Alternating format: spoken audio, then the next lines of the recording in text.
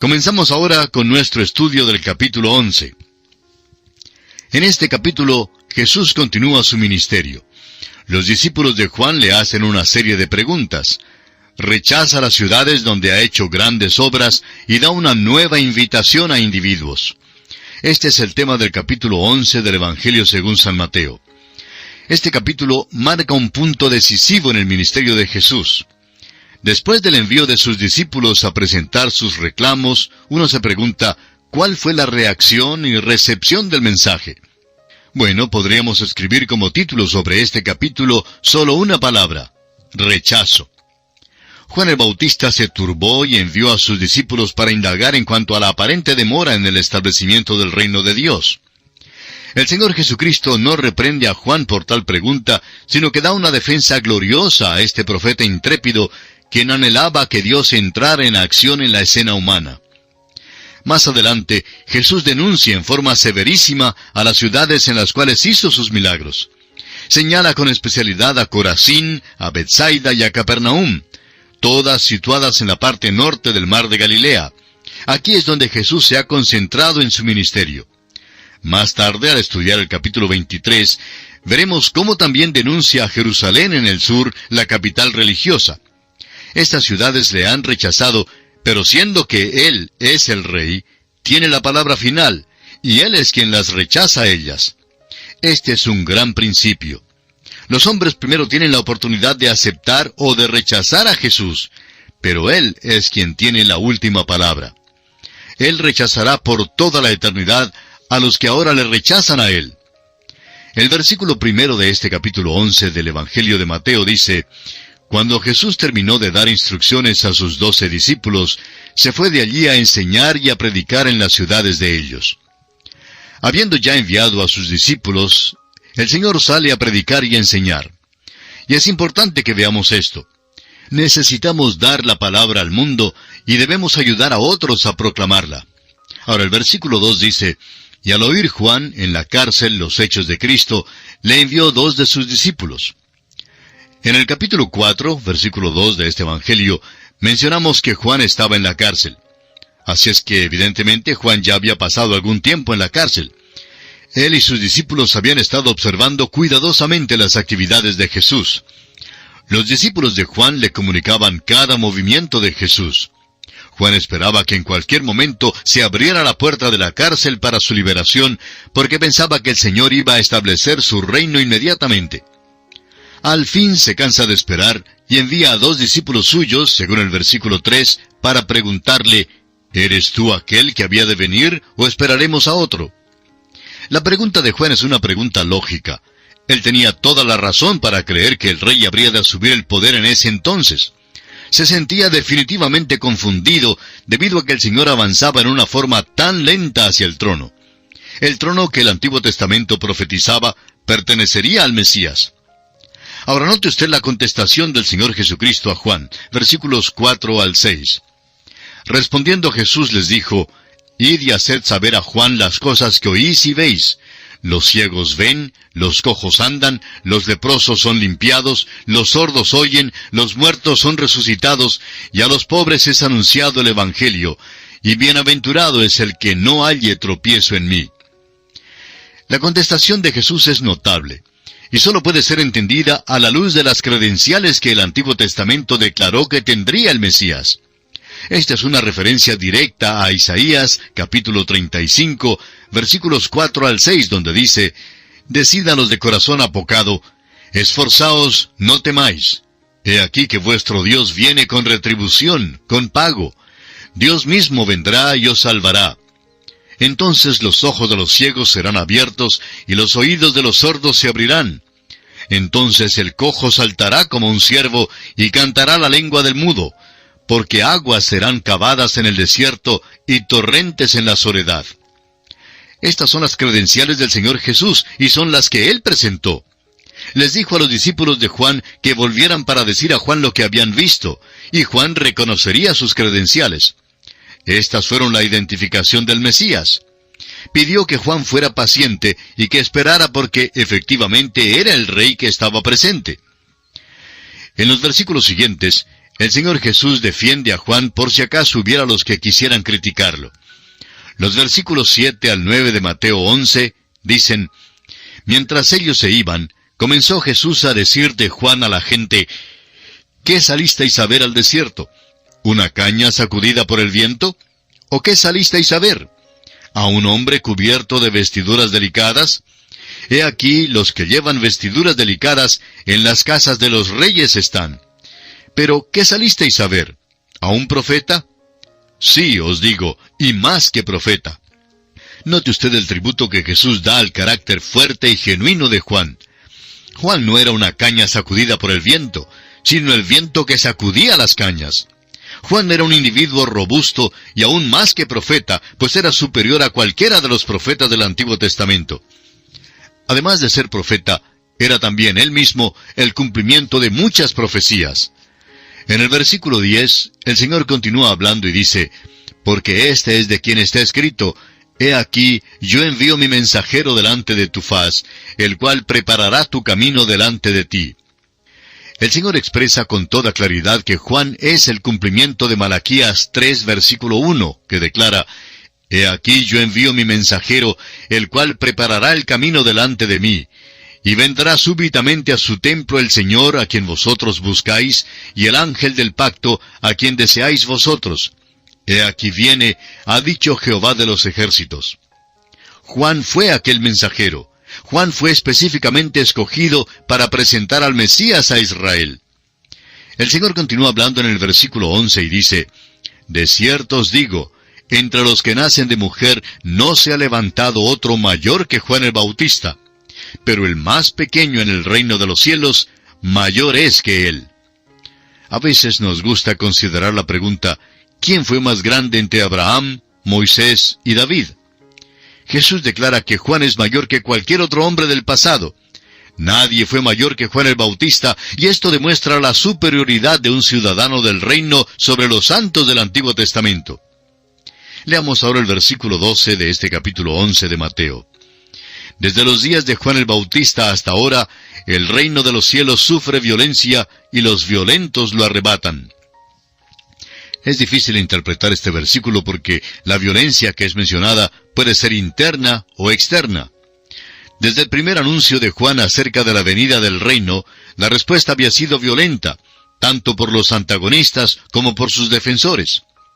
Ya hemos visto que un joven corrió y se postró a los pies del Señor y le dijo: Maestro, te seguiré a donde quiera que vayas. Este es un aspecto de la violencia. Ahora, lo que el Señor quiere decir exactamente en el versículo 12 no está muy claro en nuestra mente, pero creemos que se refiere a ambos aspectos de la violencia, tanto interior como exterior. Los versículos 13 al 15 nos dicen: Porque todos los profetas y la ley profetizaron hasta Juan, y si queréis recibirlo, él es aquel Elías que había de venir. El que tiene oídos para oír, oiga. El versículo 14 no contradice el versículo 10. Juan vino en el espíritu de Elías. Si las personas en ese entonces hubieran aceptado a Cristo, creemos que su reino hubiera sido establecido inmediatamente, y luego Jesús habría causado que Juan cumpliera la misión de Elías. Juan mismo negó que él fuese Elías resucitado o reencarnado, como leemos en Juan 1:21. Jesús dijo que si los judíos le hubieran recibido como rey, Juan habría de cumplir las predicciones del Antiguo Testamento.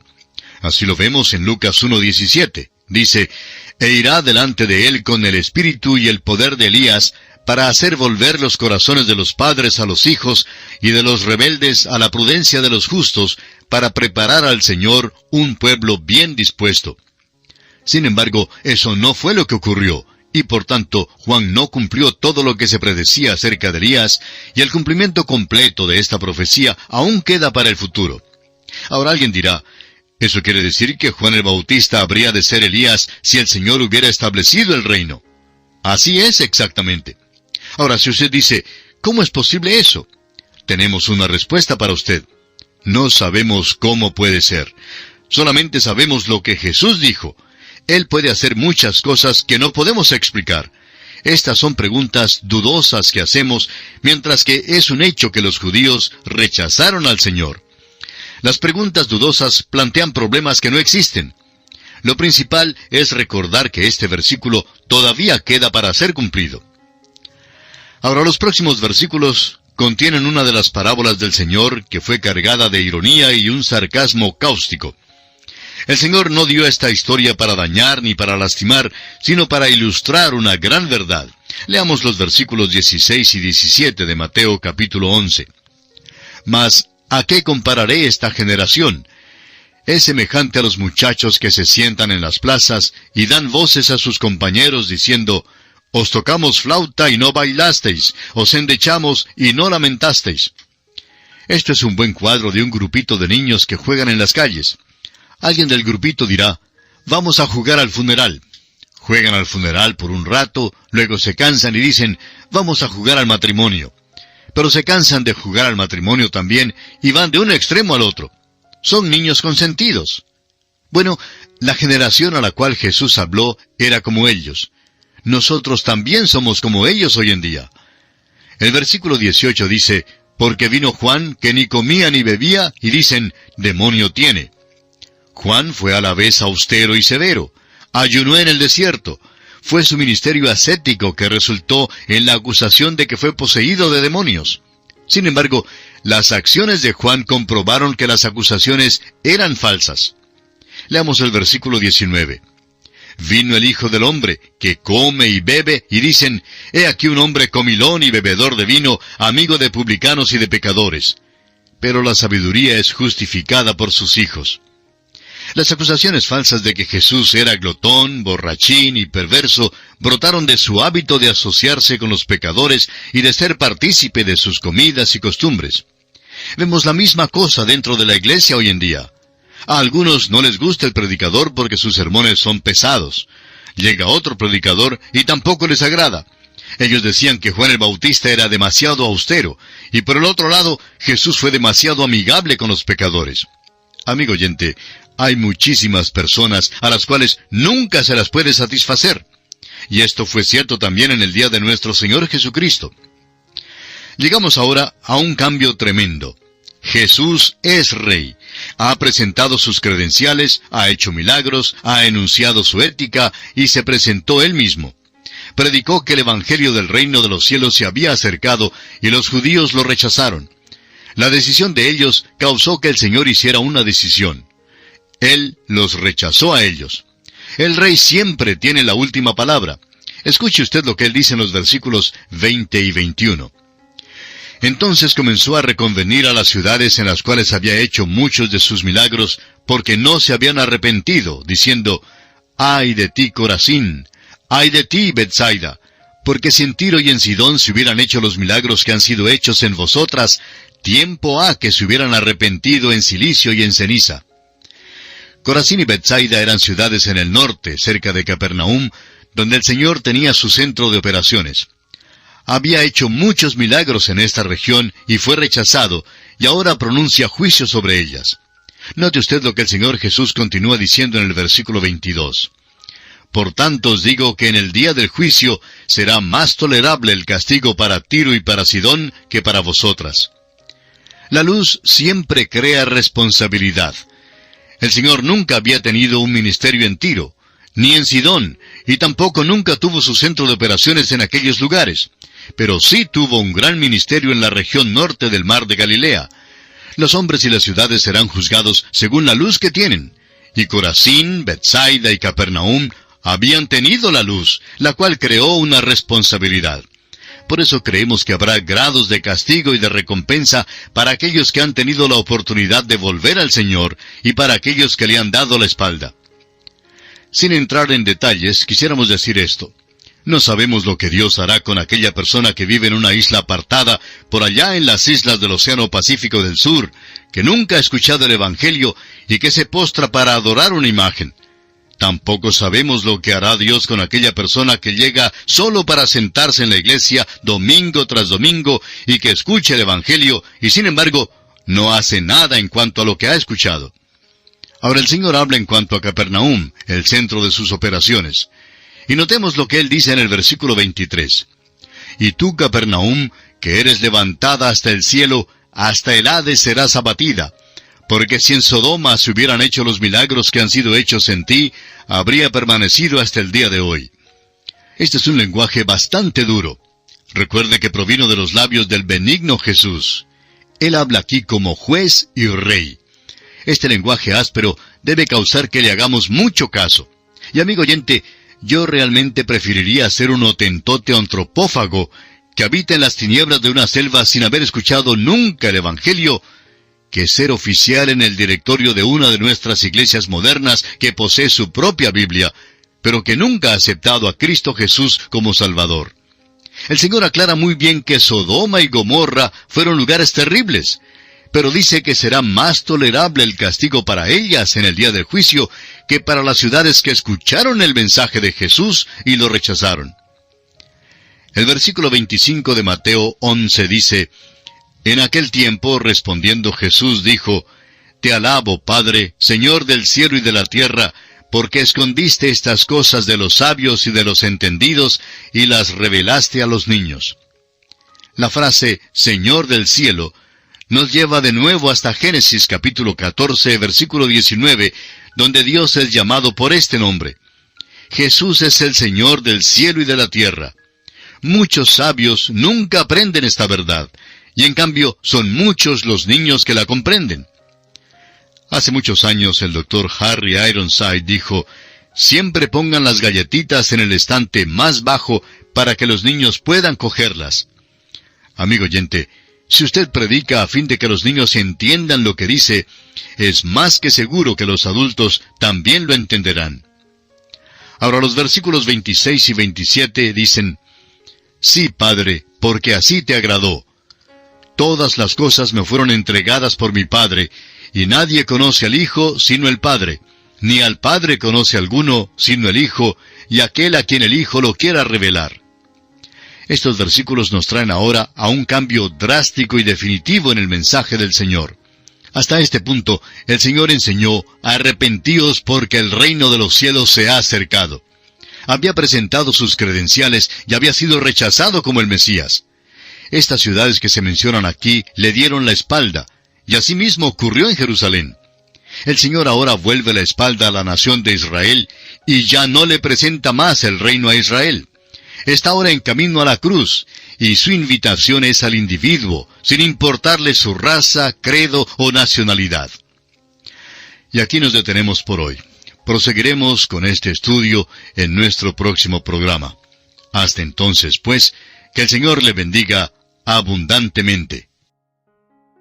Continuamos hoy, amigo oyente, nuestro viaje por el libro de Mateo en el Nuevo Testamento. Al concluir nuestro programa anterior estábamos considerando un cambio drástico y definitivo que notamos en el mensaje del Señor. Dijimos que hasta este punto el Señor estaba enseñando, arrepentíos porque el reino de los cielos se ha acercado. Había presentado sus credenciales y había sido rechazado como el Mesías. Las ciudades que se mencionaron le dieron la espalda, y así mismo ocurrió en Jerusalén. El Señor ahora vuelve la espalda a la nación de Israel, y ya no le presenta más el reino a Israel. Ahora está en camino a la cruz, y su invitación es al individuo, sin importarle su raza, credo o nacionalidad. Escuche usted la lectura de los versículos 28 al 30 de Mateo, capítulo 11.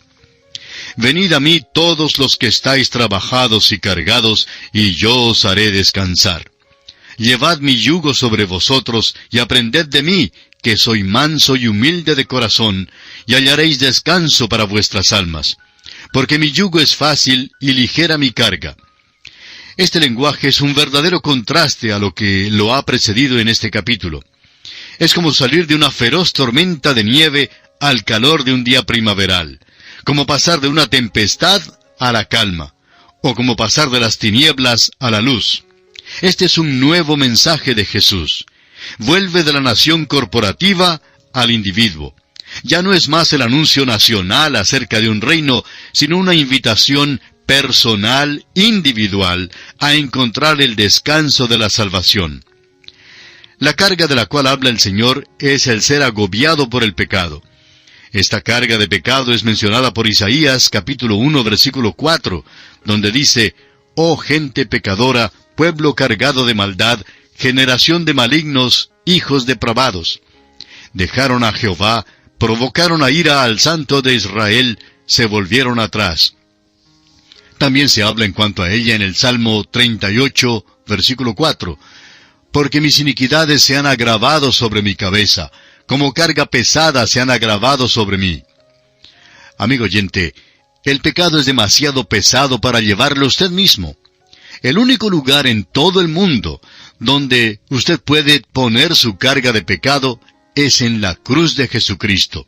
Él llevó el pecado suyo en su lugar y le convida a venir y a traerle su carga de pecado. Le perdonará y le dará libertad y descanso eterno. Este cambio en el contenido y la dirección del mensaje del Señor es parte del movimiento en Mateo que presenta a Jesús como Rey y su rechazo. Ahora, el versículo 28 de este capítulo 11 del Evangelio según San Mateo se refiere a la salvación del pecador por medio de Jesucristo. Los versículos 29 y 30 se refieren a la santificación práctica de cada creyente.